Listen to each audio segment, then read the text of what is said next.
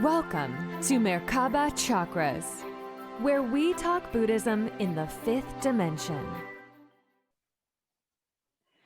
Welcome to another podcast episode of Merkaba Chakras. Today, we get the delight to talk to Reverend and medium Mychael Shane. Now, my husband and I personally attended 4 of his apportation presentations, and I can honestly say that this is a legit sixth sense that very few people have. Now, Mychael is an internationally known physical medium based in Seattle, Washington. He is best known for his message work, physical trance healings, and gemstone apportations. And Mychael is a spiritual medium who works with the ascended masters to bring forward their messages since he was 4 years old. So this is a skill that he's had for quite a long time. And he is trained as a physical medium and demonstrated his ability to teleport or apport objects through his body from beyond the veil. So with that, Mychael, welcome to Merkaba Chakras. Thank you. It's my honor to be here today. Oh, thank you for coming on the show and answering some of these questions. And you know, I work with a lot of clients who are coming into the sixth senses, and would say the apportation is one of those that very few have. However, I don't think that I think that more and more as we get into this experience on Earth, more and more people, especially that we're worldwide and connected through the internet, are going to be coming forward with unique sixth senses that many people aren't quite familiar with. Mm-hmm. So I really wanted to bring you forward because when you tell somebody about one of your apportation presentations, it sounds kind of fantastic, but I've witnessed it 4 times, and I brought a couple friends. I brought my husband, who's very skeptical, and he came up to you at one of your apportations and checked you out to make sure that if there was nothing on you or anything else like that. And he couldn't find anything. He looked up, under, around, everything. And you know, my husband works at Boeing. He's very, very analytical. He can spot the magician's tricks. And we watch a lot of magic shows, but he couldn't find anything. And I brought different friends; they couldn't find anything either. So, um, eh, I'm. This is one of the six senses that I am fascinated to learn more about. So before we get into your work, can you tell your story for how you got into this in the first place? And it seems like it started when you were 4. So please. Well, it actually started before I was born. My mother, who was 15 at the time, moved from Colorado to Seattle to live with her aunt and her uncle. And her uncle was a devout Catholic, so she had to go to a Catholic school. One of the nights that she was home, she heard her aunt talking about this person that was in Seattle that spoke to spirits, and they came through to communicate to people and would bring through objects from the spirit world. And she'd sit there in the other room listening to the conversation. And she finally asked her aunt if she could go to one of these events to check this out. And again, against her uncle's will, she went. And while she was there, it was a seance where Master Jesus materialized and told her and the whole room that was there, probably around 100 people, that she was going to give birth to a baby boy in 1963, and that would have the similar, if not the same, gifts as the medium that was there. And his name was Reverend Keith Milton Reinhardt. And in 1963, I was born, And I was kind of raised more by my grandparents and the church. I would be taken to different different people, and brought to the church. I was born on a Tuesday, and I was in my first seance on the following Sunday. And what was very interesting is I'm sitting there in the seance room in the dark in a bassinet, being held by a lady. Her name was Carmen Fogels. And I didn't make a sound, not one sound, all through the seance. But when the light went on, I started screaming and yelling. But at the age of 4, Mr. Reinhardt would start to train me mostly in the basement of his house, with my grandparents, mostly my grandmother, who was his right-hand man, event organizer, bookkeeper. She took care of the church and stuff for him. And she would be there, and we would start having me learn things verbally, and then sitting in a cabinet. Certain things would occur. I didn't apport, though, until I was 7. And then nothing until 30 years later. Well, actually 32 years later. And because I went from the age of 7 until 27 in what I call my dark ages, because I wasn't the prophecy that was said about me wasn't having anything to do with that 20 years. But Right. So you got a 20-year break to be a normal boy. yeah, which was not in my best interest, because I was stuck in a world that I didn't understand, and I had no identity anymore, and I couldn't talk about what I saw and what I did, and because I took apports to school and show and tell in the first grade, Mm-hmm. and they almost locked me up in an institution. Luckily, What happened? What did you apport when you said 7? yeah, it was an 88 karat sapphire, which Uh-huh. my mom has still to this day. But that's not what I took, because that's not the apport. I hadn't apported yet. And it was a bunch of apports from Keith Reinhardt, and I took them to school, and I told him how they came out, and it came out of his forehead, his mouth, and his eyes and stuff. And the teacher actually got up and grabbed my earlobe and pulled me to the principal's office, and you could hear him in there. She was screaming and freaked out. You scared her, like yeah. And so I think it was my mother who came to the school and told them an explanation of what was going on in my life, which wasn't actually a true story, but I sat there and got quiet. And basically they decided, okay, but I wasn't supposed to take anything more and talk to any of the kids and stuff, who, by the way, were very excited about the story. The kids were, but the teacher was just not into it. She wasn't going for it. So I went to, at the age of 27 of a breakdown that I had an opportunity to meet a gentleman that used to work with Keith Reinhardt, Weston Bailey, and he offered me to come and stay in California, and he would help me with my healing process and teach me some things. I don't think in the beginning he was really thinking that he was going to be working with me, just only going through the healing process. But one thing manifested, and other things happened, and the next thing I know, him and I are on the road doing stuff. We started our own temple, and sadly he passed away a few years ago. But I opened up to the masters again, to apportation, communication, physical manifestation, materialization, direct voice, independent voice, channeling, readings.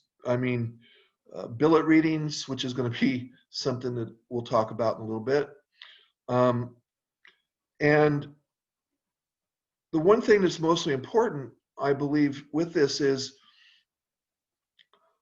something that can be trained to people to a certain extent. Not everybody is going to want to do this, and even potential students, I attempt to talk them out of it at first because there is some downside to doing this work.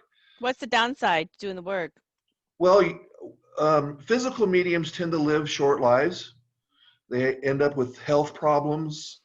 Um, the physical manifestations, like the apportation, causes issues with the body, um, things like that. And then and then outside the body, you end up losing friends, family. You become basically alone, and it's really hard to. Why? Why do people move away from people who apport as a sixth sense? Well, one reason is I mean, I have a friend who I won't say his name, but he was getting married to an individual, and I told him it wouldn't be a good idea, that she was basically after his citizenship, and it turned out to be that way. 3 days after she got her letter in the mail, she filed for divorce. Um, and he doesn't want nothing to do with it. And he doesn't really associate with me because I've said things and he's experienced things. He even let me do a seance in his house once, and he wasn't there, he was working, but he kind of wished he hadn't done it because a vortex had opened up and things just didn't uh, manifest the way he liked them in his house. What manifested in his house? He wouldn't never say, so I don't really know. Well, that's not very helpful.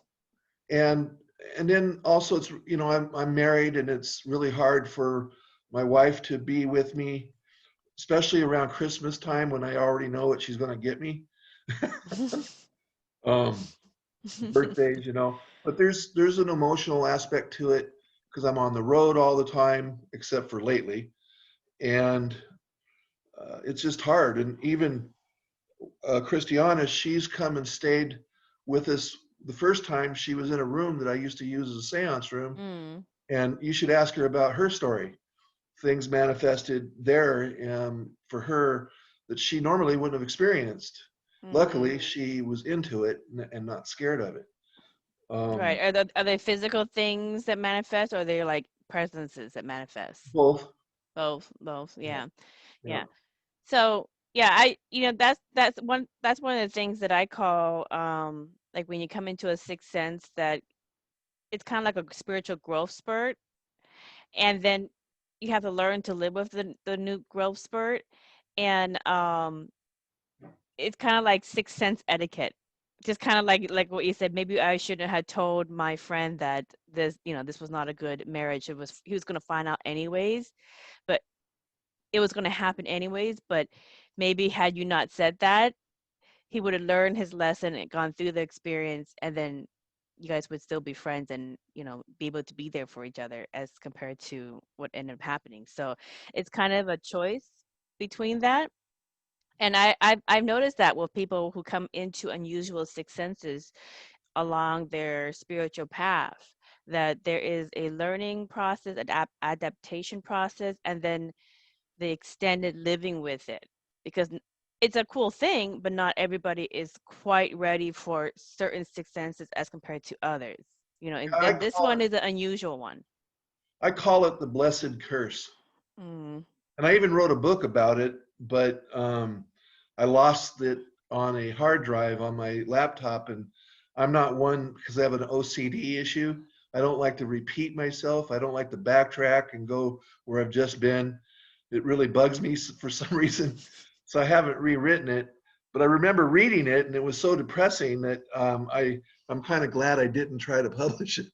Yeah. Well, maybe it wasn't ready. Maybe when you're ready to write the book on apportation and how to apport and all that kind of stuff, when it comes through, it will be, instead of depressing, it will be inspiring for people who are interested in picking up that skill, or people who come into that skill and want to learn how to grow with it as from your experience. Now, let me ask you this. Now, you are a known for this unusual sixth sense that parapsychologists, they call apportation.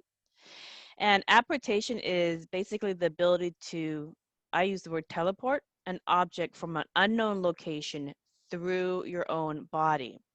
And I have seen you apport and or teleport large amounts of gems outside of the inside of your mouth. And I think, well, like I've seen this 4 times, and I actually sit really, really close, and I'm like sitting there, and I'm not looking at anything else. I'm just looking at what in front of you, and I think it looks like crystal clear energy of water that is forming. Mm-hmm. Okay. And then it becomes more solid. And so you can kind of see the energy vibration. It becomes more solid. It looks like a shape. And then the image starts forming. And then all of a sudden you see the image form. And so the way that I can liken this to it, that it's much like how the holodeck teleports people in Star Trek. Okay. Right. All right. That's my understanding of what I've seen. And in all your shows, I brought many people to go, oh, you got to see this. This is a whole different level, because I have been doing spirituality and consciousness studies and research my whole life. And so I always get into the sixth senses, and I love different unusual sixth senses, and now I work with clients on it. But you actually apported gems, and I'm actually wearing one of the gems that you apported. The stone. The stone, yeah. So everybody, so if you look at this amethyst, it's a real amethyst, and I had it looked at by a gemologist. It's a real amethyst. There's nothing fake about it, and the gemologist said it's a real amethyst. But it's an unusual shape. It's very large. Commercially, they don't make amethyst this size. And so it was really hard to find a setting, but they found one setting, obscure site, that had a setting for this size. And so I've had it ever since. But the thing that's interesting is I saw you apport many different sizes, like huge sizes, the size of somebody's fist come out, and you gave it to somebody else who was going through an illness like that. Yeah. Huge sizes come through. Some would lodge in your mouth, and they couldn't come out of your mouth because they were too big. So I'm just like, is he gonna choke in front of all of us? But anyways, it was very interesting to see all the different shapes and things that come through, and they're not always small. So but for some people, like you apported the same gem for a friend of mine, and hers cracked, and mine, I still have mine.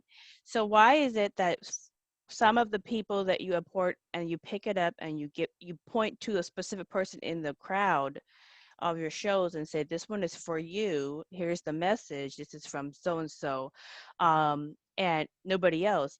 But why do some people's apported gems or items break, whereas others don't break? Well, I've had this happen before, even to stuff that I have received personally. And here's the reason. First off, the process, when it comes through, everything is energy in motion. What you see when you look in the mirror isn't really what's there. Mm-hmm. It's what they call the third dimension illusion. Okay, and so everything is energy. It's moving. Okay, and even mainstream science can basically tell you that the wall isn't solid, that it's in motion. So when it comes out in the energy form, and then it goes into a gassy form, which you won't see, and then a fluid form, which you will sometimes see, and then it will then, once it hits the light or the third dimensional energies, it begins to solidify. Okay, if an object is touched too soon after coming through, sometimes it will dissipate, or it will be missing pieces to it, or it will be cracked in some way or chipped. Well, that's not the case with her, because she took hers home whole, correct? Mm-hmm. So these objects are programmed specifically by the entity that gave it to them for a specific reason. And once that energy is utilized, they calculate how much of that energy is needed at any one time. If the individual needs something more than the object is being used, it sometimes will overload and crack, and sometimes even crack completely in half. Okay, Mm-hmm. so that would be issue number one. Or it could have been that it was around somebody that was very much in a very high state of negative energy. Um, that could also be, or a tragedy in the family that causes the emotional body to be overwhelmed. So those are reasons why it would happen. The third dimensional explanation would be she dropped it. Right. No. Right. So yeah. So she took care of it, and she didn't drop it. It just one day she just went to her jewelry box and it just cracked. And she's like, "What happened?" And I said, "I still have mine." So, but that's a really good explanation for how it is that you apport items. Now, is there a frequency that your body emits when you apport objects between dimensions? Eh, Yes. oh, Let's see. I believe it was a gentleman by the name of um, Edward Wilson. He was a scientist that passed away in the mid 90s of that blood cancer disease, mhm, leukemia, mhm. and he was testing me at the Heart Math Institute, Right, right. and he studied that. And there is an energy change in my body and around me when this is occurring. I wanted to be chosen to be part of the Copper Wall project that Elmer Green, um, who's a real well-known scientist, was doing, but I never did get that opportunity. There's an organization called the International Study of Subtle Energy and Energy Medicine. They're in Mhm, Colorado, mhm. and they're interested in stuff like this, putting the mainstream and the not so mainstream together to see if they could bridge the gap between the two. Right. So Did he ever this researcher that was studying when you were apporting objects, did he find a frequency, or he yeah, never I don't uncovered it? remember what the frequency was, but um, it has to do with hertz. Yeah, it does. It does. Okay. Now, recently, I should say the most recent, a scientist and professor by the name of Eckhart Kruse, who lives in Heidelberg, Germany, Mhm. has been studying physical mediumship. He's been studying he studied myself, um, and which I had to take a break from for a while, but I'm planning on him doing it again. He's Mhm. studying other mediums he's studied in the past, and he was actually testing the hertz of the voices that were coming through. Right. And what do you find? Well, he found that all the voices were actually coming from a separate voice signature or voice box. And like, if you go to my website, michaelshane.com, Mhm. you'll see the graph of that testing, or find Eckhart Kruse on on on the internet, and he has that posted on his website. But he even wrote me an email saying, if it is me, because Lady Nada, who I call Bobby, Mhm. she had a voice signature that was so high it almost went off the gauge. And he wrote me an email, which I saved, that says, if this is really you figuring out a way to do this, you need to quit what you're doing and become a professional opera star. Mhm. So Yeah, yeah. So, like in Buddhism, everybody has a unique energy signature, a unique frequency. Um, you can actually image your vocal DNA to see what your mandala looks like, uh-huh. but it all translates to be unique to you. But much like the concept of longitude and latitude in geology, um, Do you know what the frequencies are for different geographical locations? Can you use this to figure out what the different frequencies are for different I would locations? have to do this again because I don't really understand the technical stuff. Okay. I know that people can produce up to 200 watts of electricity, and Elmer Green, I think, found an individual that had over 2,000 watts of electricity. Well, I need to interview that guy. That was, I believe, it was a shaman or something. Um, and but yeah, when the vortex opens, it's almost like a zero Mhm. hertz because it's an emptiness at first, but then Right. it changes. You see, and then the heat in the room gets colder too. Why is that? Why does it get colder when they Well, they say different? spirit world is cold. Okay. Okay. Hell is hot, heaven's cold, whatever. Um, but uh, I mean, you're basically opening up the door between two dimensions Mhm. that don't really are compatible with each other, Right. Right. which by the way causes the health issues that mediums go through, and we Right. tend to put on lots of weight. No, yeah, I understand that, and I understand that, like, I mean, they've taken pictures when people are doing, actually there's a book by Paul Dong, which is China's super, actually I have it, China's Super Psychics, okay? Uh-huh. It is, he's a Qigong and Sixth Sense consultant, and his name is China's Super Psychics, Paul Dong. Anyways, this little girl at the time, okay, she does apportations, and she did apportations, and they took pictures of her when she was apporting. And when she's apporting, they had this picture where, I'm trying to find the image, where here it is. She did a presentation. So here's a picture of the little girl, and she was apporting an object, and a vortex of light shone above her.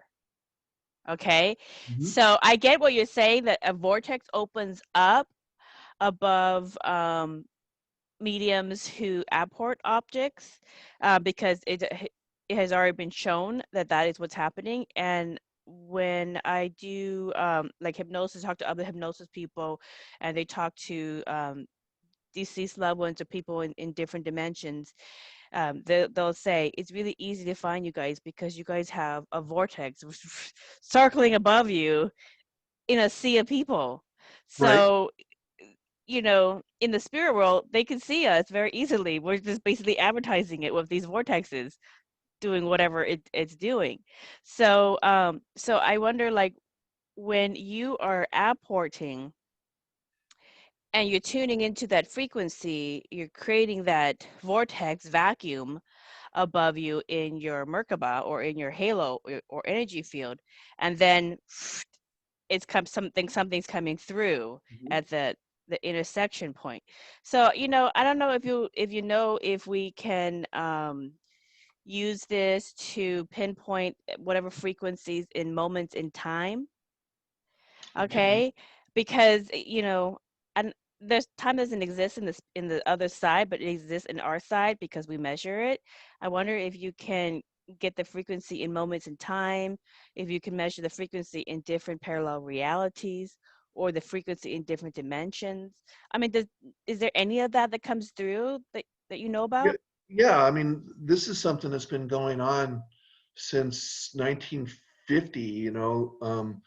Um, Governments here in the United States, uh, Russia, Japan, China, they've been studying all of this, and being able to study the signature is very quick because Mm-hmm. once the it opens, it almost closes right away. Mm, Okay. yeah, Um, the portal I'm going closes to assume quickly. though that the Hmm. picture that's above that lit girl is actually a spirit. Oh, is it? Oh, okay. I don't know, but I'm assuming, because sometimes the spirit will that's bringing the objects through will be there to help protect the person, or the child in this case. Mm-hmm. Um, but it is possible that it could also be the vortex too, but there would have to be some special film and cameras for that. Um, but you have to be quick. That I remember Mr. Wilson saying, you have to be quick to get it. And Eckhart, Mr. Cruz, he's studying this as well. But it's very interesting, because even people, just regular people that live Right. 9 to 5 and stuff, they sense this stuff. They feel it. Sometimes they'll even see it, but they pass it off as a flash of light or whatever. Right. Um, and there's just too much that happens in our lives to say that this is all there is, Mm-hmm. you know. Um, and time also is a factor, and it doesn't really exist the way we see it. Time has nothing to do with the clock on the wall. Mm-hmm. Mm-hmm. See, and according to Katumi, he did a séance with me a few months ago, where he talked about what the cause and all that of the COVID-19 thing. Right. Right. And one of the things that he said was, time is moving faster than it ever has. So It we're is. It's true, because I was just reading an article in different science magazines that Earth is actually losing some seconds yes, or milliseconds or whatever. But anyways, we don't have the normal time scale that we have been using to measure time. So actually, the day is getting faster. yes. Earth is at a higher, I don't know if it's a higher frequency, if we're at a higher frequency, and that's why we're losing time. But they've actually in science measured that we are losing time. We're moving faster in this reality. Well, Everybody can look it up on Google. It's out there. yeah, it's there, and it's also partly because Earth has moved from its normal orbit, which is why we're experiencing meteors and asteroids that are coming closer to the Earth, because we're now moved into their pathway, Mm. you see. And we're experiencing, I think it was tonight actually, we're supposed to be able to see 3 planets in a line with each other, and closest to the Earth than they have since 800 years. Mm-hmm. And that's significant. Now, Katumi mentioned that we are experiencing things 100 times or 100 years earlier than normal. So this pandemic thing wasn't supposed to happen for another 100 years. And why is that? Why is that? Well, because time is moving faster, so it's basically being sucked into our signature here on Earth in our moment in time. Mm-hmm. And I mean, there's all kinds of theories and um, conspiracies and stuff with this pandemic, and was it on purpose, was it not on purpose? I mean, it doesn't really matter. It's Mm-hmm. there, Mm-hmm. you see. And what matters is what's being done with it. Mm-hmm. And those of in power and in control are not doing. And this, I mean, I don't want to say this is my opinion, but this is what I heard from the spirit world, was they're not doing what they should be doing with it. They're using Mm-hmm. it more as a power control thing than anything else.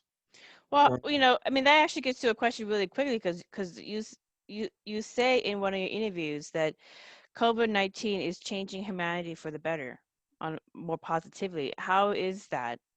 What is Kutum? it's because we will come together again. Like I don't want to have anyone think that I think that war is a positive, because it isn't.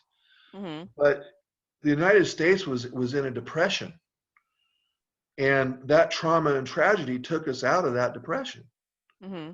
It always seems to take trauma and tragedy for Americans to dig themselves out of their hole, you know. And Yeah.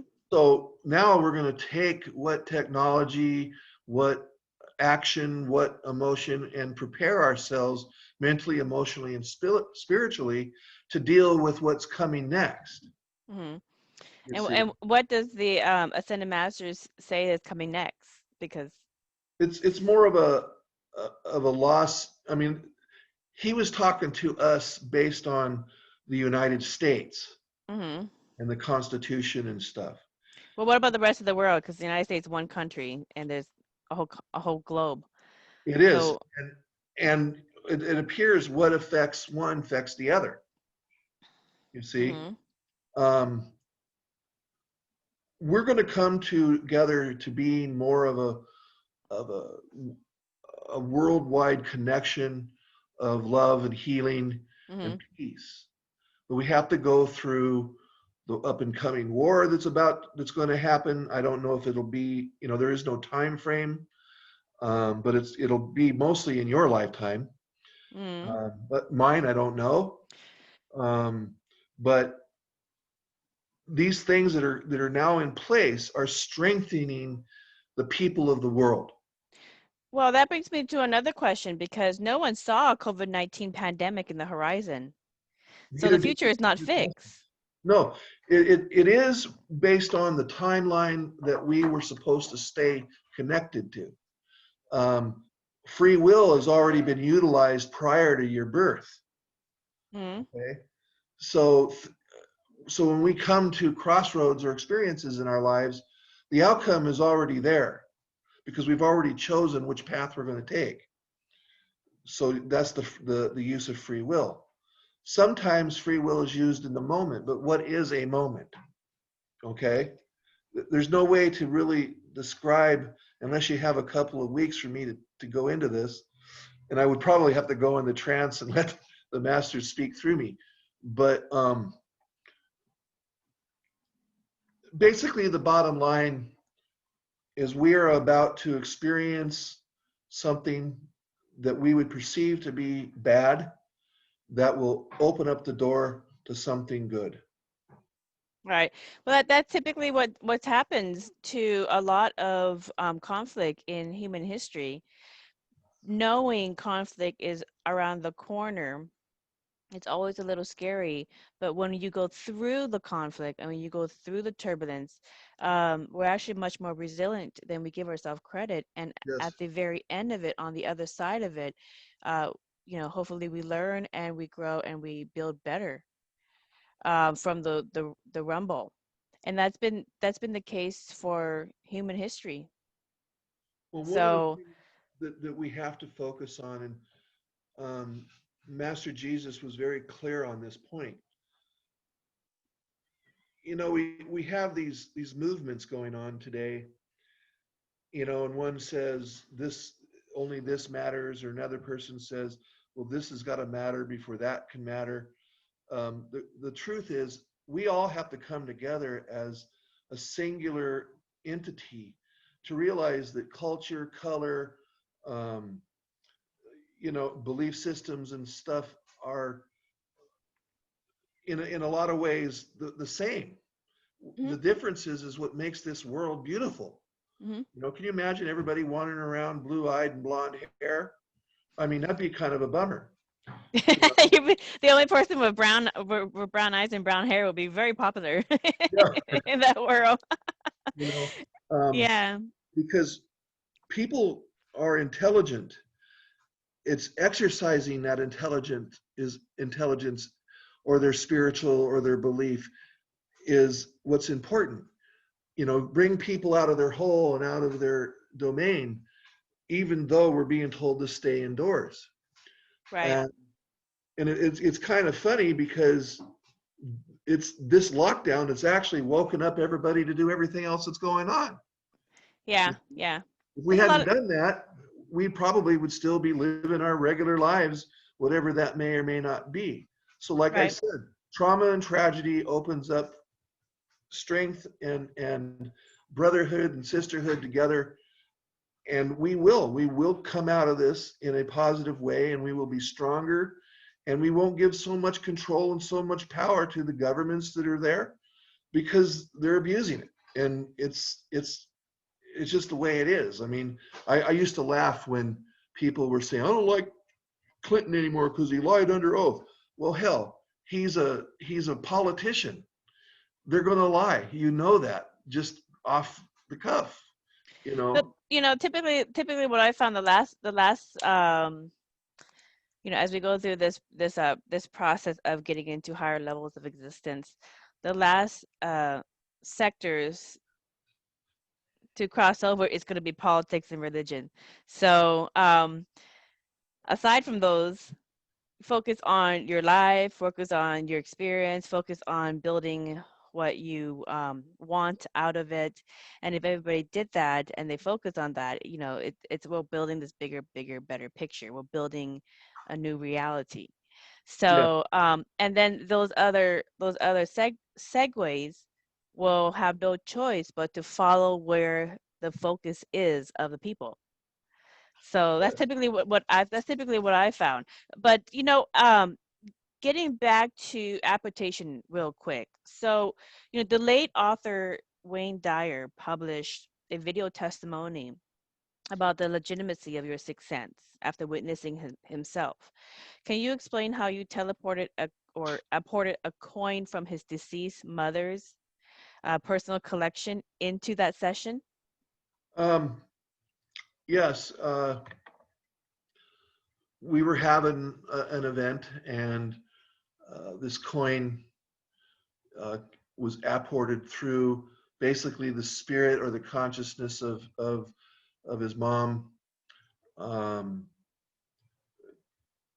Asked the ascended energies to bring this object to him. Mm-hmm. You probably would wonder, okay, well, how did she have that in the spirit world? We have to focus on things that are energy, okay? That's Mm-hmm. number one. Number two, energy can pass through time and space Mm-hmm. and cross through the veil, as we prove with the apportation process. And that's basically, apportation is not teleporting, it's transferring an object from through space and time interdimensionally. Mm-hmm. Teleportation is transporting something on a physical level from one point to another. Mm-hmm. Uh, it's Willy Wonka, the first movie, where the kid was transported from being a regular sized kid, Wonka vision, remember? Mm-hmm. Yeah. I love the That's movie. teleportation. Or the Fly movie, where they had these pods where, Right. yeah. So, but this is where you're actually going underneath that timeline in interdimensionally, because we are multifaceted interdimensional beings experiencing more than one lifetime interdimensionally Mm-hmm. at the same time, because past, present, and future in the master's teachings are existent at the same moment in time. Right. Okay? Right. So the consciousness and spirit of his mother had this object. I don't know if it had been put in her casket when she passed, or if it was an energy that was left to hers, that she took the energy of, and with the help of maybe her master teacher or something. But it was important for Mr. Dyer to have this, so he could really believe that there was life after death. And the reason of that was because they knew he was going to pass. Now, when he was alive, I told him that he would have an opportunity, because of his work that he did for mankind, for the earth, for all of us, which was beautiful. Mm-hmm. People always try to focus on the negative of somebody, but it's all experiences, the past. We shouldn't even focus on tomorrow. We're supposed to focus on our moment that we're in. Mm-hmm. And so I told him that he was going to have an opportunity to work with the Ascended Masters in Shamballa. Mm-hmm. And what we didn't know at the time was, he was being told basically that his time on earth was not very much longer. Mm-hmm. And he had just been healed of leukemia by John of God. and I have the beads Mm-hmm. that was given to John of God, not the ones that were given to Wayne Dyer, but the same kind that he would have received from him. Right. And so he passed away unexpectedly. But from what I hear, he is actually and has actually chosen to not go into the spirit realm. He's actually in the what they call the astral ethereal realm, which is where Shamballa is in the Mm-hmm. Himalayan mountains. Mm-hmm. And he's working with them to master. Okay. Well, before we get into the topic of Shambhala and the Ascended Masters, what do you say to people who say that what you do is witchcraft or demon summoning? All those. Well, all I can do is give an explanation. I really honestly can't defend myself because people are going to believe what they want to believe. All I can say is I have been tested in as many ways as possible by mainstream and not so mainstream scientists. I've passed every test that the normal person would come across. Like one time, a lady wanted to remove the coloring. She wanted to add coloring to the water that was around me. So the water I spit out was the same clear, and I passed that test. There was people that wanted to bury me in the ground and put cement over top of me. I mean, there was a lot of insanity there, but I didn't do that one. And that was primarily because the people that were in my life at the time told me not to do it because it was too dangerous. But I've done everything else. So the best way to answer this question, first off, I've never seen a demon. I've never seen anything ever that could be classified as a devil or a Satan. There is, however, a Lucifer. If people read their Bible, it's told that Lucifer was an angel, an archangel who tried to defeat God or all that. Maybe that story is not necessarily 100% true, but from what I'm told by the Ascended Masters, Lucifer means the angel of light, and it was supposedly a twin creation of Archangel Michael. And I can go into the whole history there from what I learned, but I won't at this point. But I'll stay focused on the question. I've been tested in every possible way. I've been x-rayed, I've been probed. Recently in Australia, I was strip searched. And I have been in England, they require you to be strip searched. And so I'm strip searched there, and no one's ever found anything on me, not even when they were x-raying my stomach, because some people say I regurgitate it. I would go to a gastrologist and say, hey, how would this person be able to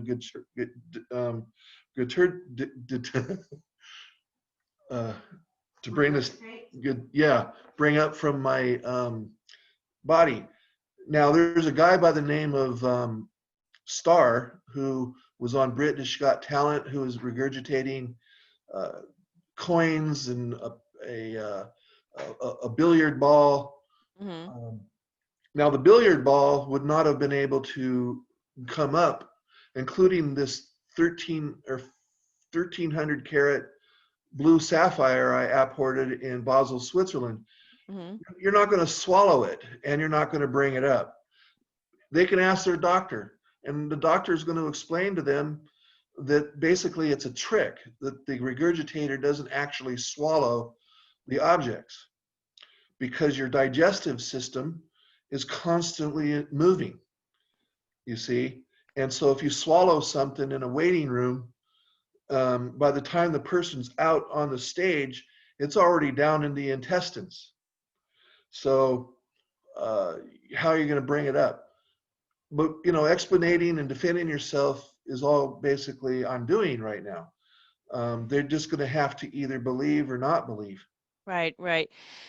Yeah, the thing is that some people really, they just cannot let go of the concept of hell and demons and Satan. They do not, they refuse to accept that there is a reality where that doesn't exist, and that everybody goes to the spirit world. And so they just have a really hard time letting go of those conditioned belief systems. And so I asked that question because when somebody comes into this unusual sixth sense of apporting, or channeling the ascended masters, or any other kind of sixth sense, if they don't recognize it, they're not familiar with it, they don't understand the concept of how it works in terms of metaphysics and consciousness, then they immediately run to the easiest thing of thinking, oh, it just must be demon summoning, or devil work or hell work or whatever. So and that's fine if you want to. As you get further into your spiritual development and you get further into your sixth senses, and that scares you, then fine. you some these people will retreat back to what they're used to. And so one of the things that will challenge people is the sixth senses, and that's why I asked that question. Well, Let me, I do have a little bit more I want to say on that. mhm. Okay, do these people believe that the devil or hell is all creates negativity? Is that correct? Yes, the Okay. common beliefs, yeah. I It's have, mostly based off of religious. right. Yeah. I have testimonials recently from two individuals, one's written and one was verbal, of the objects they received created physical health healing to their bodies. Hmm. Would Satan do that? Especially without some sort of, you know, here's a contract, sign it in blood type of thing, you know? Yeah. Um, Yeah. you see, it's the heaven and hell that really exists is what we create for ourselves in the life that we have presently. Yes. When they die, when they ascend into the spirit realm, there is a major wake-up call, which is why um, there is a rest period that some of Hmm. these spirits go through when they go to the other side. And I would love to say, well, the devil made me do it, but in fact, you're actually the one that's doing it, whatever it Yep. may be. Yep. You see, The so alibi doesn't work in the spirit world. no, It's- and you're it- not going to. You just incarnation. I know Buddhism doesn't necessarily believe that you incarnate into another body, but oh no, you do. You do. You well, they you do. re- you reincarnate into different experiences, I know depending with on whatever India, you're their interested in doing. relatives are reborn into a cow. Um, Uh, well, I'm not sure about that. It just really depends on what the soul's purpose is and what they right. intended. So there's a lot of incarnations in samsara, in creation, and you can experience anything you want. You could be a rock if you wanted to. We were actually the process is mineral, vegetable, animal, and inhuman. Right, right. So, so let's get into the conversation about the ascended masters. Now, these six senses are great, and people are going to come into their six senses, and maybe apportation is one of the six senses that they come into. But your main ability that you have is a direct connection to intuitively get messages from a variety of ascended masters who live in Shamballa, which in Buddhism is a mythical place Correct. where higher beings exist. So, who are these ascended masters, and what is Shambhala for those people who are unfamiliar with these concepts? Well, for the sake of time, I'll give you the quick version. Okay. Sonic Kamara is the entity that started the whole thing. Um, some of these master teachers never had experiences on Earth. They come from Mm-hmm. another origin, and some of them come from Earth, like Wayne Dyer, for instance, who studied with the ancients and became ascended masters. Mm-hmm. You would have Maitreya, Buddha, Babaji, Sananda, who incarnated also again as Jesus, who's Yeshua. Yeshua ben Yosef is his real name. I'm actually writing a book about his life, even the missing years that I've been trying to get done for over 10 years, and I can't ever seem to get motivated to finish. It'll get done, and it's Yosef ben Yosef. Yeah, Yeshua ben Yosef. Yeah, but he got his name Yeshua later on, but it was Yosef ben Yosef, son Correct. of Joseph. But anyway, technicalities doesn't matter. He's had lots of names throughout his life, but yes, you're definitely correct. So those are the Ascended Masters. And what is it about Shamballa? Well, Shamballa is a physical, ethereal structure. The steps to it is always there. Every few years they have a pilgrimage where some people even crawl on their hands and knees hundreds of miles to get to it to show their worthiness to come in. But the Why would they do that? Well, I don't know why they would do that, because the masters are not looking for anybody to torture themselves to be accepted into Shambhala. It's just it's an energy signature. It's a vibration that you emit. Right. Yes. So if you are high enough consciousness, it will just basically let you in. Idea, the doors will be open and they will let you in. And if you're not of that frequency, you won't even see it. It's all a matter of frequency. Correct. And there's 144,000 original ascended masters who came that live in Shambhala, and all of them, they have different belief systems, different ways of doing things, but they would all tell you the ultimate outcome of all their different teachings is love. And love is defined at greater definition and meaning than the Webster Dictionary, which really has nothing to do with the eternal love flame. It's a very beautiful structure. I have been there astrally. I have been invited physically, but there's no way this 317-pound guy is going to get up to the top of the Himalayan mountains.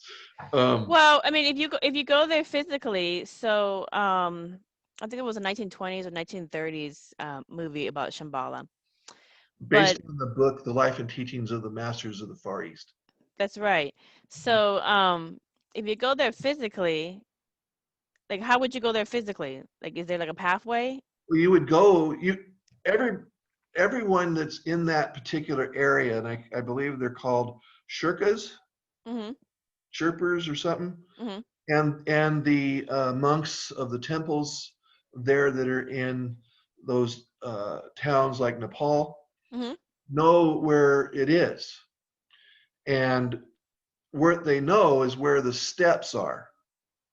And you crawl up, you walk up the steps, and there'll be a large gate or fence made out of wood, which is interesting because there's no trees anywhere near there to make that, but it's there, kind of like the Great Pyramids. There's stone that isn't in that area, or the stone that was in Easter Island for those statues wasn't indigenous to the area where they were put up. Right. So anyway, you would knock on the door basically, and they either let you in or not. Now, does anybody see the door? Does anybody see the door, or do you have to be a certain frequency to see the door? It would have to be here in regards to the transportation. Like if it's deported to a different dimension or a different place, then all you would see is the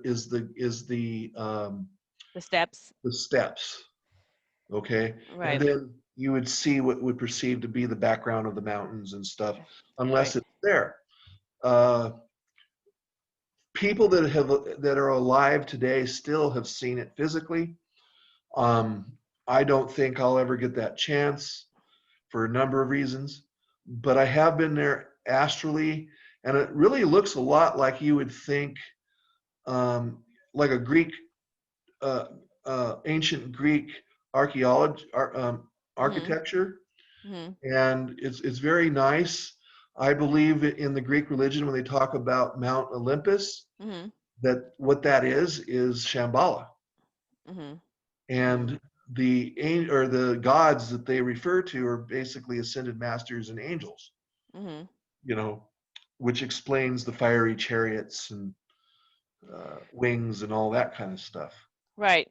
So I can just tell. I can just tell there's going to be somebody from Nepal going, "Oh, I just watched this episode, and now I'm going to go up there. I'm going to see the steps." For those people out there who want to go to try to find Shambhala, look for the steps. If you see the steps, if you don't see anything else, you're not a frequency.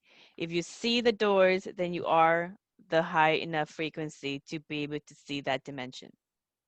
And hopefully Okay. you're at a high enough frequency that Then they they'll will open the let you door. in. You can do things that are bad and you can do things that are good. That doesn't really determine the frequency, Mhm. because bad things is part of karma. It's an experience that we chose prior to coming into our lifetime to Right. experience, as bad as that may sound. And it's not measured uh, in a negative way. It's Mhm. the outcome, how you relate to it, how you manifest the vibration and energy. Now, obviously, there are some people that were alive in history that done things that goes way beyond choosing to do something, Mhm. Mhm. you know, and there's Right. always exceptions to every rule and every Mhm. experience. So I'm not saying, people like, well, I don't even want to mention the person's names, but um, there are some that's just a travesty and a tragedy that's happened that has nothing to do with karma. Mhm. But a lot of Mhm. it that has happened does, Mhm. Um, so anyway, next question. Yeah. So that Shambhala is very fascinating. I'm very fascinated about that. Okay. So I since do, you I have, do have, I do have an object here that okay.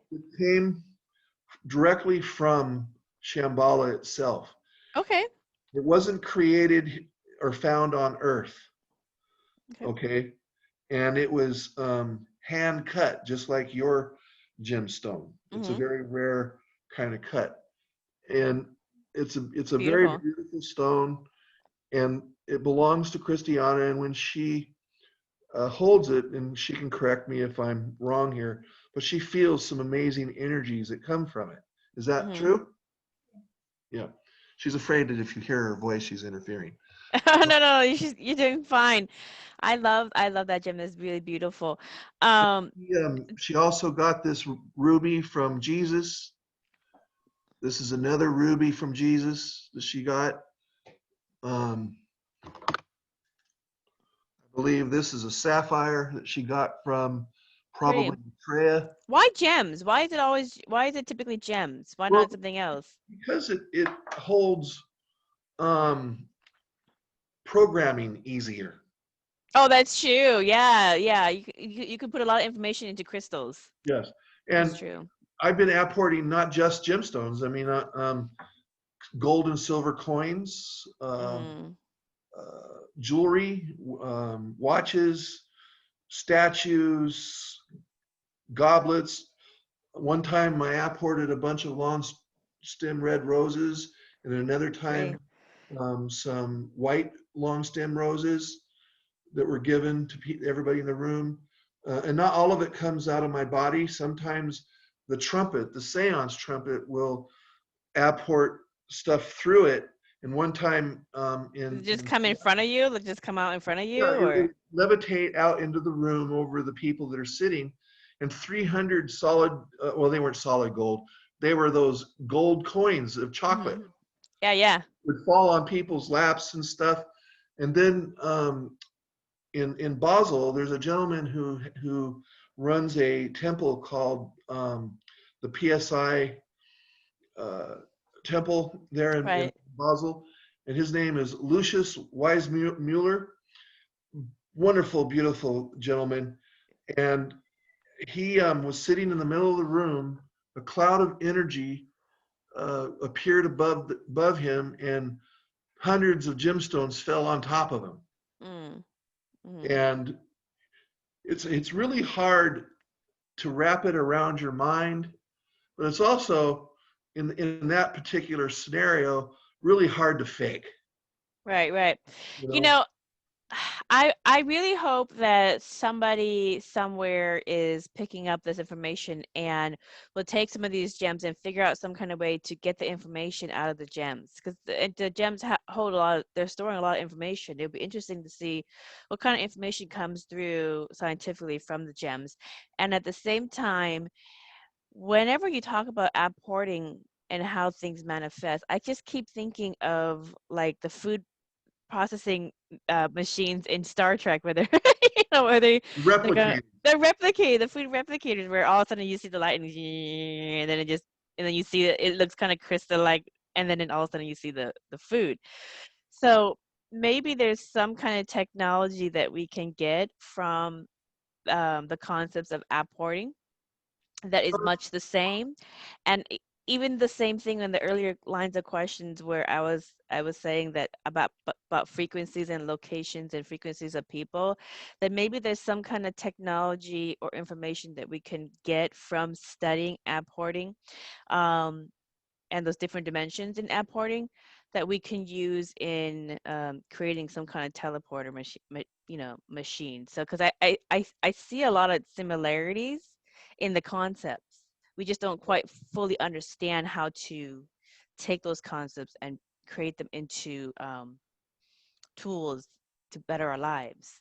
I don't want to say which organization because I got the message, the information from Saint Germain, Yeah. but that organization is here in Seattle area, and I don't want to mention their name, but there is an organization that's already in the process Mm.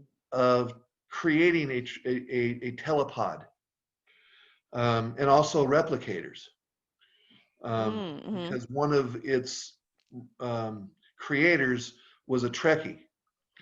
Well, that person, if you're watching it, you have to come hit me up. I'll do no session, whatever, and then you could talk to all of the engineers on the other side to get their answers to whatever you're working on, because you can pretty much get answers from the other side on anything that you're working on.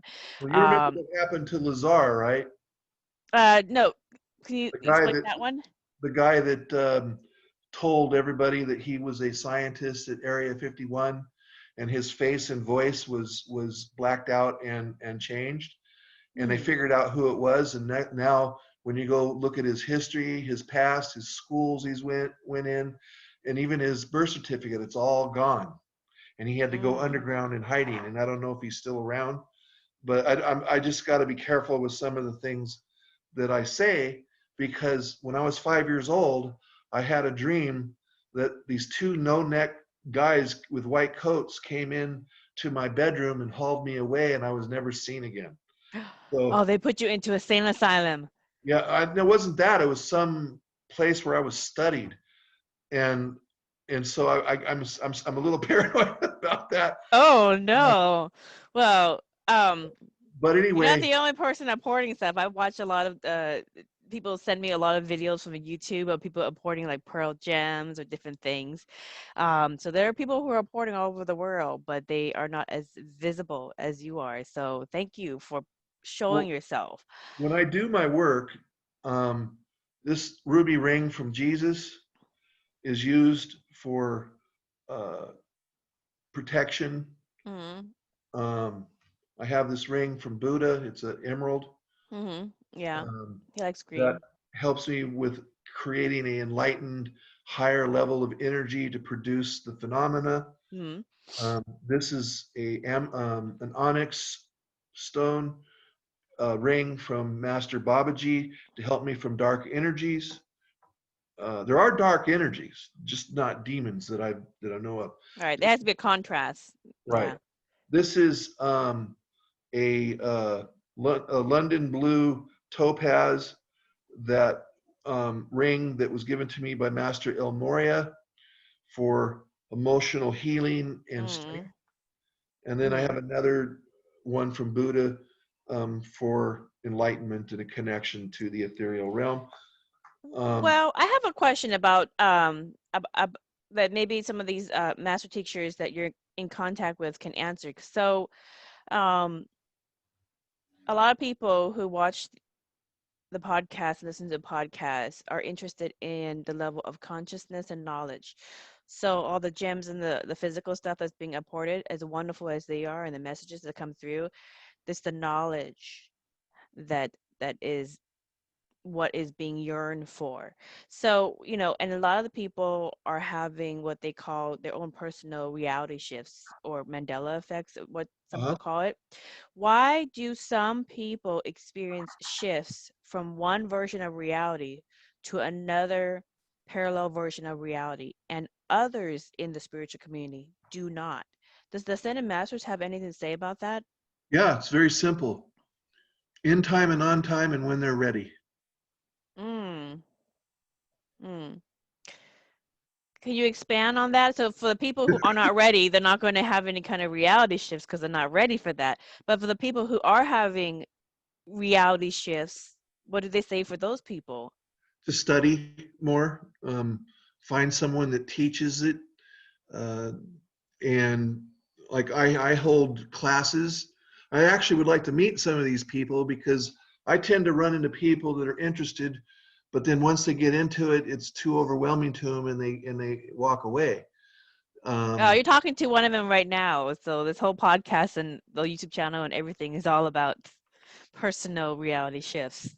and I also teach the phenomena and the mediumship part as well, which I'll be doing in Erie, Pennsylvania in Mm, July of this year, um, following all protocols that are suggested. right, Anyhow, right. so I'm in the process of training some people now online, which is a new concept for me. Um, and so people can do it that way. Uh, if they're interested in anything like that, some teachings or trainings, or just can I give a contact information? Yeah, so put all Christiana will send me all the information. I'll put it in the description so that Okay. anybody in the future who comes into the podcast who wants to learn or take your online courses, even if you pre-record your online courses, because you probably won't be teaching every single one of them for the next 10, 15 years. But even if you pre-record them as a series that people can buy the course and then just go through the coursework, Yes. and the exercises that you create for that, just send me all the information and I will put it in the description so that people who are interested in learning apporting can take that course. People who are interested in learning how to connect intuitively with the Ascended Masters can take that course, and whatever other course that you want to provide as well, because that is your legacy. Um, is the courses that you leave behind so people can pick the knowledge up and apply it. And that's really what what is the most valuable, because all the other stuff will just fade away, but it's the knowledge that is the most important, and the I am teaching of the planning on doing knowledge. that. It's just I'm probably uh, I can't think of the word right now. Um, Overwhelmed. no, it's not that. It's just I don't know how to do a lot of it, other than just talking to a microphone, um, and how to set it all up and stuff. But I'm working on that. But motivation too, it's like I feel like if I do it this way, then I'm giving up on life. You see, the best way to do things is face to face. And presently, they're making that really hard for us to do. So I guess Yeah. I have to fall in lines with this online stuff. But they've been Well, telling me, the masters have been telling me for about 10 years that I need to start recording and creating an archive. mhm. Mhm. I've tried doing that, and then it falls away, and then we start it again, and then it falls away, and then I lose stuff. I mean, it's a monotonous journey, but The I'll get it right. focus. I'll You'll get. get it. You'll get it. They will work with you and you'll get it. That's one of the things that I found in this space. And I think you're my 25th podcast interviewee, and everybody has a different modality that they teach or that they are trying to bring forward. Uh-huh.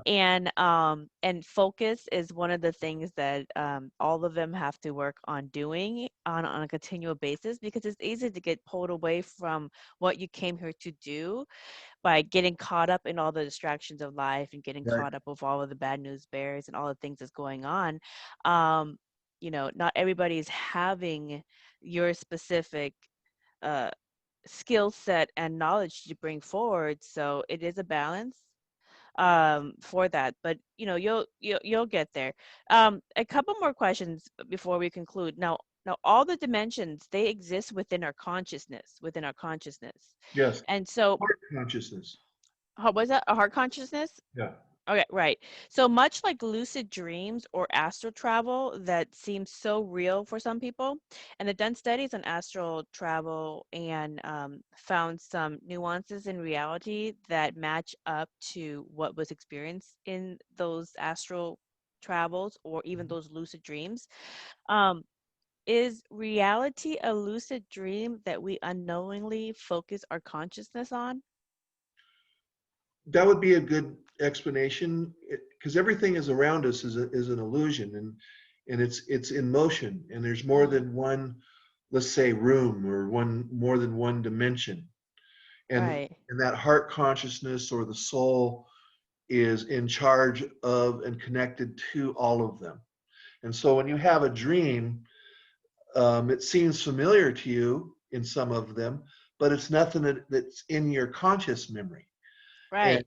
and that's because you're experiencing it somewhere. Now, I wish I could remember the author of this, but there was a gentleman that wrote a book about a doctor who would be driving down the road and all of a sudden would just have this unreal vision and feeling that they were a rodeo rider. Yeah. And then Yeah. someone came along who was able to explain that what that was in a alternate dimension, they were a rodeo rider. Right. And like or maybe in a different lifetime, whether it's in the past or in the present dimension or in the past life, Or all future. that exists at the same time. Yeah. So it's all parallel, whether it's in the forward or past or, in a parallel existence of this exact time frame. It's all parallel Yeah, when you it's can all look at it, existing at the same time. true, and you can look at it as the Willy Wonka elevator that goes Mm-hmm. in every which way. Yeah, exactly. It really depends on what you focus on, because I know when I do hypnosis of clients, and I speak to a lot of different hypnosis practitioners of different modalities, and they all find the same exact thing, that when the client is in hypnosis, it's like a real lucid dream, and they think and they are feeling it, they're experiencing it, and they can't tell that they're actually happening in their mind or in the level of their consciousness, because I think it's so real. So you have to kind of be like, okay, you remember you're still in the room here, And so it's like this reality is so vivid and fluid to us because we're focusing on it with our consciousness. And so that's why I asked, is this a real lucid dream? Because it, I it's the believe, Maya, the lucid dream. yes. Yeah, dreams are not imagination. And if you remember, Einstein quoted, I think I'm paraphrasing it, but he said something to the effect that sometimes the imagination is more important than the mind. Yes. So he was alluding to a lot of different concepts there. And I think he tapped into that. Meditation helps you tap into it. Astral projection sometimes, if you know how to do that properly, will connect you into it. And when your body is at an alpha sleep, then you will go into those experiences. When I was in the East Coast, in Pennsylvania, I had a very serious emotional breakdown, and this was the first time I went there. And it was because my most recent past life was a 15-year-old boy in the Civil War. Mm. And I was killed at the Battle of Gettysburg, in the Battle of Little Round Top. And I actually located where my body fell, and in the grass was an outline of a body. And we took a picture of it. I just totally was crying. I was upset. My friend that was with me couldn't calm me down, and Oh, I've had that happen to myself. It's really surreal. Like I went to my husband and I on our honeymoon. On our honeymoon, we went to Barbados, and we went to this old plantation. uh-huh. And we went into the mansion, and immediately I just kind of felt like I know this house. And my husband was like, I know this house too. And he's like, I had to go to the bathroom, and nobody told him where he had to go to the bathroom. He just walked right to it. He just walked right up to the stairs, took a left, and had to go to the bathroom. And then somebody finally came through. Was like, "Do you guys need us to give you a tour of the house?" And it was just really weird. And I was like, "How'd you know where the bathroom was?" And he's like, "I don't. I just went to the bathroom. I just Yeah, knew." he And it probably was was there. He yeah, and probably it was was there. really really weird. And then as we're walking around some of the remnants of the plantation, they had writings of all the people that had come through that from the slave trade and so forth. And I was looking through and I was like looking at this name of this woman, and I was like, that's me. That's me. In another lifetime I was this light-skinned mulatto slave woman, but I was kind of a kept slave woman from the master of the house, which is my Uh-huh. husband. Uh-huh. Okay. So, and it was really weird because he was kind of like going through the manifest, going, what this? Why is this so weird? Why is this so no? It was just really uncanny. So, You it's know funny. what it is. Yeah. So we unknowingly went straight to a physical place that we had in a previous lifetime. And so when you go into those experiences, all of a sudden it feels like just kind of water, a wave of like knowingness comes through, and you're like, what's going on? So I know what you say about that Gettysburg experience. It's a trip.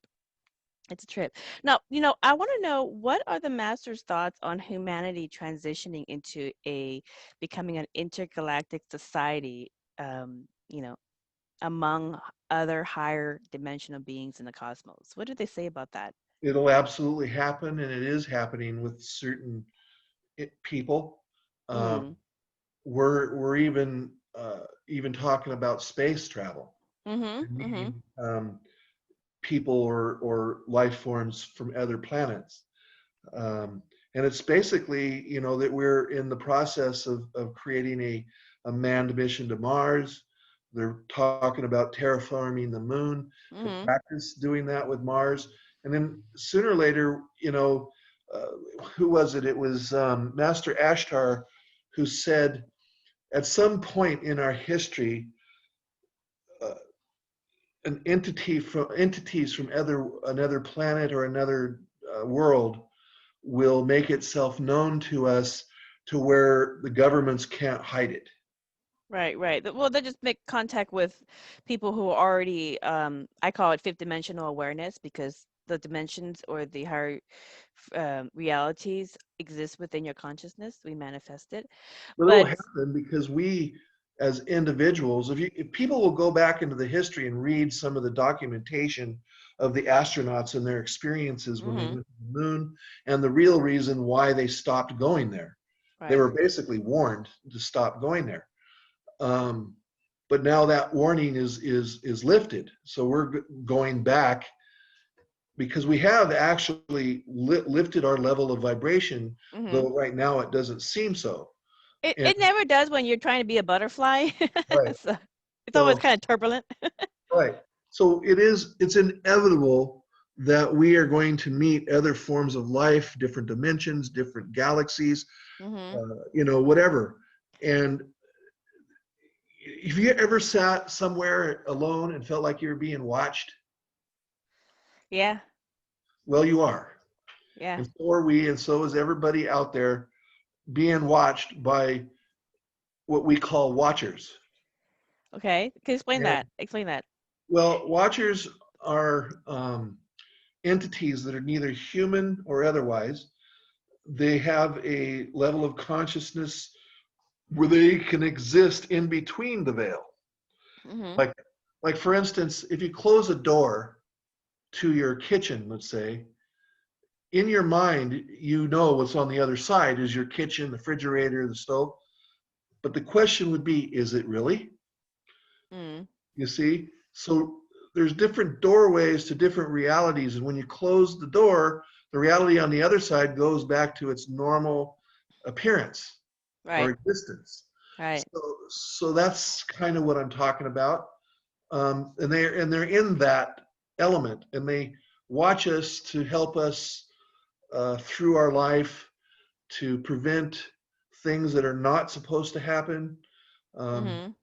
there's really no such thing as an accident, though they have occurred. Um, I call them learning lessons. I call them life lessons. yeah, and that's really what they are. I see things moving around all the time, but that's usually spirits. Right. Um, I mean, we wouldn't be able to comprehend seeing these entities, so we probably would ignore it or not see it. That's why it's really easy for aliens, let's say, Mm-hmm. to hide themselves from us, because our conscious mind can't grasp a hold of that reality. Right, right. Well, here's the thing. I mean, so there are plenty of people who are fifth dimensional awareness. And I say awareness because the dimensions happen within our consciousness. For a lot of people, this is still really new, but there are a lot of people who are fifth dimensional awareness, and they're working on building the foundations for peaceful galactic humanity, so that we can live peacefully amongst each other, and also with other beings of the universe, and not just other beings in the cosmos, but also, what did the masters say about our ability to travel between different dimensions as kind of like a space tourist, like a interdimensional tourist, travel, but like kind of time travel between different realities, different parallel realities, different time and space, along with different planets, and just that whole world, that whole side of creation that we have yet to explore. What do they say about that probability for humanity? Well, Sanat Kumara was doing it long before we were created here. So Mm, the first thing you have to do is shed your physical, and then you don't need technology to travel from here to there, whether it be within our own dimension or another. It's through beams of light. mm, Our soul already knows how to do it. It's as accessing it. The most recent time that we ever access this is when our spirit enters into the zygote to be born. mm, That's a teleportation of sorts, mm. or an apportation. Okay, we already know how to do it, but we have to lift as a conscious mind in this reality now, our level of consciousness to a higher level, to access that cellular memory, to be able to do it when we are ready, like that in time and on time situation. Right, right. Okay? So it will just happen naturally. Yeah. It's a natural process of evolution. Well, I have one last question actually for you. What do the masters say, and what are their thoughts on how humanity can thrive as humans with the emergence of AI, artificial intelligence? I mean, should we be scared of AI? Can we live peacefully with AI? There's a lot of conspiracies around AI taking over, not taking over. I mean, I watched Star Trek growing up, and Data was AI, but we lived peacefully, and he was very useful to us. So how can we bridge that fear about AI? I mean, you talk to Elon Musk, everything AI is just horrible. So Well, if you remember Data, he had a twin brother named Lore. He was yeah. the negative side of that connection.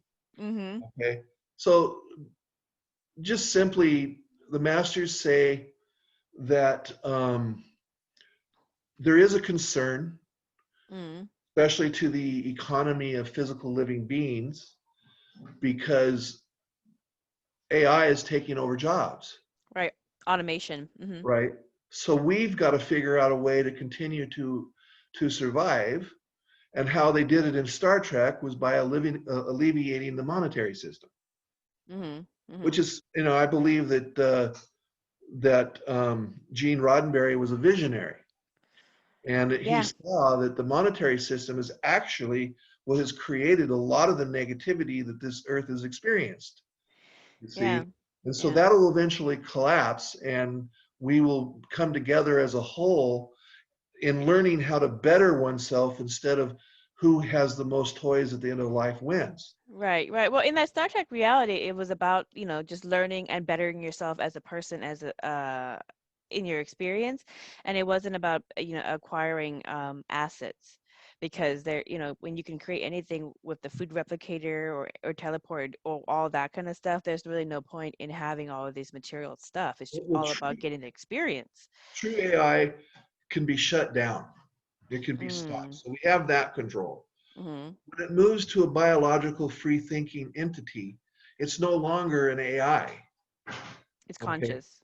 It's conscious. And there is where we can learn to coexist with one another. It is possible. Human beings, the creation of God, can resolve anything if they Mm-hmm. put their mind and consciousness to it. And eventually that'll happen. But here's the interesting part. Within 500 years, we will shed the physical appearance and become light body beings just like angels are. Okay. um, Angels do not look like humans, and they do not have wings. They are an energy signature of consciousness Mm-hmm. with something that we are creating. They have an individual consciousness. Mm-hmm. Okay. We're going to create an independent consciousness Mm-hmm. away from the one, but Mm-hmm. still connected to the source. Mm-hmm. When all of this occurs in 500 years, and in Star Trek Next Generation, they showed a guy that was on the run and he was transforming from a human to a light bodied being. Mm-hmm. Remember that one? Well, that's Yeah, I gotta watch that one over again. I love that kind of what happens is going to happen to us, which is why I really believe Gene Roddenberry was seeing something instead of imagining something. And, Yeah, you know, and a lot of the movies that come out in the past are now that were like hard to believe that would ever happen are happening today, you know, and right. and um, we will have to figure out a way. But when that happens, when we shed this and become a light body being, we won't have to have any concern towards AI at all, because Mm, now we're going to be on a different path. right, right, right. So, See, things are going to advance to the point that our own conscious mind cannot possibly imagine. Right now, we're in the concept of what we do not understand, we destroy. right, right. And But that's the thing that's the scared about AI is that we don't understand it. Um, we should not go there. We should not, but technology, but yet we have this love and hate relationship with technology. So it's still gonna happen. we can create fear, because fear only makes the fear worse. Mm-hmm. Um, or we can just do what we can. Mm-hmm. Right now it's necessary to buy certain things and packet it away for when you need it. But that's temporary as well. Right, We right, go through change all the time. right. I mean, when we were in the Depression, people never thought that it would ever get better. And That's look true. at it, it did. Yeah. Well, that's like what I said earlier. I mean, a war can come, or a depression can come, or a pandemic can come, but we're resilient, and we always come out the other side stronger, better. We learn. But yeah, the thing about AI that is interesting is that a lot of people that I've spoken to keep pointing, just continue focusing on consciousness and your spirituality. The further you get into that, the further you're ahead. Right. And that it's not really that scary of a thing, because when you get further connected to source and consciousness, the answers will present itself. and all things in reality recognizes source, even AI. I just got a message from Jesus, Okay. and he says for everybody to learn to love yourself and then love others. That's all we have to do in life, and recognize that we are all of the same vibration. We're all created by God, and there is no one better or worse than anyone else, and that we can function in peace and create peace. And then he Beautiful. says, Amen. Well, that's beautiful. I love that. Let's end with that. Um, well, Michael, I have a feeling that you have so much knowledge that you really should write that book on your life, on the wisdom of the Ascended Masters, and how to apport for those who are interested in learning how to do it. Now, in Buddhism, we try to document all kinds of spiritual sixth senses, and we have very little instructions for how to apport objects.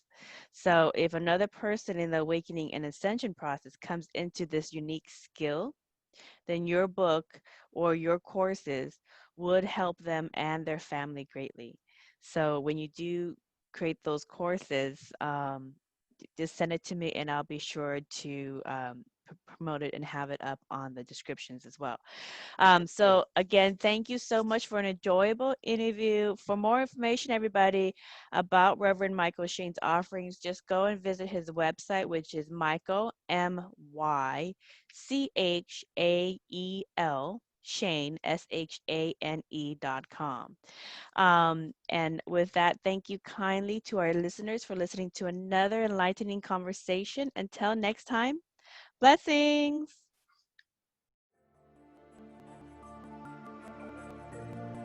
We hope you enjoy this episode of Merkaba Chakras, where we talk Buddhism in the fifth dimension. For more information about today's guest, please go to the show description. For more information about Vaughn's metaphysical work, please go to merkabachakras.com. Views expressed today are for entertainment purposes and do not necessarily reflect the views of the host or replace any medical or legal advice. Don't forget to subscribe for more interviews about the fifth dimension. Until we meet again, blessings.